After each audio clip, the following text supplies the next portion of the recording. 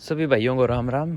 तो भैया आज की वीडियो शुरू करते हैं। तो आज की वीडियो में भैया ही बताऊंगा कि जो इमिग्रेशन पर यूके इमिग्रेशन पर जो क्वेश्चंस होते हैं वो क्या होते हैं, आपको किस तरह से उनके आंसर देने होंगे और कितने डीप तक वो क्वेश्चंस को पूछ सकते हैं। तो भाई मेन क्वेश्चंस तो आपके वो यही पूछेंगे कि आप यहाँ क्या करने आए हो, क्या करोगे, आपका स्टूडेंट वीज़ा है या क्या है, मतलब जो भी आपके सिर्फ पहले तो होंगे नॉर्मल क्वेश्चंस। उसके बाद जैसे आप स्टूडेंट वीज़ा पर आ रहे हो तो मैं स्टूडेंट वीज़ा का ही बताऊंगा आपको क्या कहना होगा। जैसे अभी मैं भी आया था तो मैं अपना एक्सपीरियंस भी शेयर करता हूँ कि भाई मेरे से क्या पूछा। तो आपसे क्या पूछ सकते हैं वो सिर्फ यही पूछेंगे कि भाई आप यहाँ क्या करने आ रहे हो, कौन सी यूनिवर्सिटी है, यूनिवर्सिटी की क्या लोकेशन है, क्या अकोमोडेशन है आपकी, आप कहाँ पर रहोगे। तो आपको वो सभी आसानी से आपको बता ही देने चाहिए, कोई इसमें इशू होगा नहीं। क्योंकि यहाँ पे अगर आप as a student real student आ रहे हो तो आपको कोई भी इशू नहीं होगा, आपके पास सारी चीज़ें पहले से ही होंगी, है ना। और भैया आपसे क्या क्या या क्वेश्चंस होंगे ये इमिग्रेशन ऑफिसर के मूड के ऊपर भी डिपेंड होता है। तो इन सब के बाद वो आपसे और क्या क्वेश्चंस कर सकते हैं और क्या क्वेश्चंस है। और भैया वो आपके फ़ंड्स के रिगार्डिंग भी पूछ सकते हैं। वो ये पूछ सकते हैं कि आपने कितनी फ़ीस दे चुके हो, कितनी रहती है, कैसे आगे की मैनेज करोगे। तो ये सब क्वेश्चंस ही होंगे, कोई ज़्यादा ऐसे मुश्किल होंगे नहीं। आपको सिर्फ आपका जो ऑफ़र लेटर है वो अच्छी तरह से पढ़ना है, जो आपका कैश लेटर है वो पढ़ना है, और यूनिवर्सिटी के बारे में आपको नॉलेज होनी चाहिए, और जो कोर्स आप कर रहे हो स्पेशली आपको उसके बारे में फुल नॉलेज होनी चाहिए। और जो भी कोर्स जैसे आप प्रीवियस करके आए हो अपने 10th 12th, या जैसे आप ग्रेजुएशन के बाद आ रहे हो तो उन्हें ग्रेजुएशन में क्या किया है उसकी आपको फुल डिटेल्स होनी चाहिए, है ना। होते हैं उनके पास गिने चुने सिर्फ 4 से 5 क्वेश्चन, नहीं जैसे जो नॉर्मली होते हैं फिर, बट वो उन्हीं को घुमा फिरा के एक में से एक दूसरा निकाल लेते हैं, दूसरे में से तीसरा निकाल लेते हैं। तो don't be panic, very easy, आसानी से हो जाता है। बट थोड़ा सा सेल्फ कॉन्फिडेंस होना चाहिए, उनके सामने घबराना नहीं है, कॉन्फिडेंस से बात करनी आनी चाहिए या होनी चाहिए, करनी तो क्या आनी चाहिए, सभी के लिए फर्स्ट एक्सपीरियंस होता है, लिटिल बिट नर्वस तो सभी होते हैं, लेकिन you have to be confident, है ना। If I talk about my experience, तो भैया जो मेरा एक्सपीरियंस था वो ये था, जैसे ही मैं काउंटर वहाँ पर, जैसे मैं टर्मिनल 3 पर लैंड हुआ था तो वहाँ पर बहुत सारे काउंटर्स थे, मे बी अराउंड 30 काउंटर्स थे। तो उन्होंने मेरे को बताया कि काउंटर नंबर 18 पर जाओ। तो मैं जैसे ही गया, पहले उन्होंने ग्रीटिंग्स की, मेरे से मेरा पासपोर्ट लिया, उसके बाद बोला कि अपना यूनिवर्सिटी का कैश लेटर दिखाओ, ऑफ़र लेटर दिखाओ।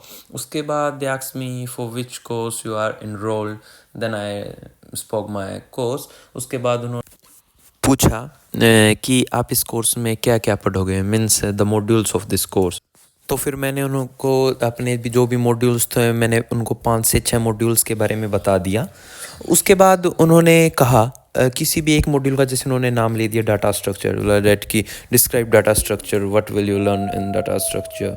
सो ये बहुत इंटरेस्टिंग था कि वो कितने डीप में जा रहे हैं, ये सारी चीज़ें पूछ रहे हैं, लाइक जैसे जो हमारा कैश इंटरव्यू होता है वो बिल्कुल उसी की तरह पूछ रहे थे। फिर उन्होंने कहा कि भैया जो आपकी लास्ट क्वालिफ़िकेशन थी वो कौन से ईयर में पास आउट हुई थी। तो मैंने उनको बताया कि 2022 में थी, मैंने अपने 12th स्टैंडर्ड पास किया था। एंड देन दे आस्क्ड कि भैया जो आपकी प्रीवियस एजुकेशन है वो जो आप अभी पढ़ाई करोगे उससे कैसे रेलेवेंट है। और उन्होंने ये और पूछा कि जो भी आपका 1.5 ईयर का गैप था आप इसमें क्या पढ़ रहे थे, आप उसके सर्टिफिकेट दिखाइए। तो मैंने उसको, मेरे पास सारे सर्टिफिकेट्स थे, जैसे जो कब तक मैंने आईएलटीएस की और उसके बाद जो भी मैंने अपने कोर्स इनरोल कर रखे थे, मैं सबके सर्टिफिकेट लाया हुआ था। तो मैंने उनको वो शो कर दिया। और उसके बाद जो मैंने जैसे सर्टिफिकेट्स उनको दिखाए तो उन्होंने मेरे से पूछा कि इनमें आपकी क्या ग्रेड आई हुई है। सो दैट्स वे चेक तो करते हैं, आपके हर डॉक्यूमेंट्स ओरिजिनल होने चाहिए, साथ में आपको आपके फंड्स के डॉक्यूमेंट भी अगर आप लेके आना चाहो तो लेके आ सकते हो, क्योंकि आप ज़्यादा से ज़्यादा डॉक्यूमेंट्स जितने लास्ट को ले आना, क्योंकि कम नहीं होने चाहिए, ज़्यादा तो बेशक हो उसमें कोई इशू होता ही नहीं है, है ना। सो सो क्वेश्चंस तो उनके पास यही होते हैं 5 से 6, बट वो उन्हीं को डीप ले जाते हैं। एक क्वेश्चंस के बहुत सारे क्वेश्चंस बनाते हैं। जैसे कि उन्होंने मुझसे पूछा था कि भाई आपकी अकोमोडेशन कहाँ है, तो मैंने जैसे उनको एड्रेस बता दिया। उसके बाद उन्होंने पूछा कि भाई अपनी अकोमोडेशन का प्रूफ दिखाओ, तो मैंने बोला कि मेरे पास प्रूफ तो नहीं है, क्योंकि मैं ना मेरे फ्रेंड के साथ रहूँगा। तो उन्होंने मेरे से ये पूछा, अच्छा कि जो आपके फ्रेंड रहते हैं, जिस भी अपार्टमेंट में रहते हैं, वो किस तरह का अपार्टमेंट है, मतलब वो कोई फ्लैट है, हाउस है, स्टूडेंट अकोमोडेशन है। तो मैंने उनको बताया कि वो स्टूडेंट अकोमोडेशन है। देन दे आस्क्ड कि उसमें कितने रूम्स हैं। So this is amazing. और मीन्स ये थोड़ा अलग था कि वो उसके बारे में इतना डीपली पूछ रहे हैं कि उसमें कितने रूम्स हैं। तो मैंने उनको बता दिया कि 2 रूम्स हैं with a kitchen and bathroom वगैरह। So then they said, okay, you can go, welcome to the UK. So यही था इमिग्रेशन का जो मेरा एक्सपीरियंस था। ये उन्होंने कुछ क्वेश्चंस पूछे थे, उनके मैंने आसानी से सारे आंसर्स दे दिए थे। सो आपको भी कोई पैनिक होने की ज़रूरत नहीं है, आप भी ईज़िली सभी के आंसर दे सकते हो, क्योंकि इतने मुश्किल नहीं होते हैं। बस यही आपकी सारी रियल थिंग्स होती हैं, उनको वो डीप से डीप ले जाते हैं। आपको बस आपकी यूनिवर्सिटी के, आपके कोर्स के बारे में पूरी नॉलेज होनी चाहिए, जो आपने पहले पढ़ाई कर रखी है उसके बारे में पूरी नॉलेज होनी चाहिए, और डेट्स इट। और आपको एकोमोडेशन का आपके पास प्रूफ होना चाहिए। तो बस यही कुछ चीज़ें हैं जो आपको ध्यान में रखनी है, अच्छे से आपको पता होना चाहिए, और कुछ भी नहीं होगा। सो आज की वीडियो को फिनिश करते हैं।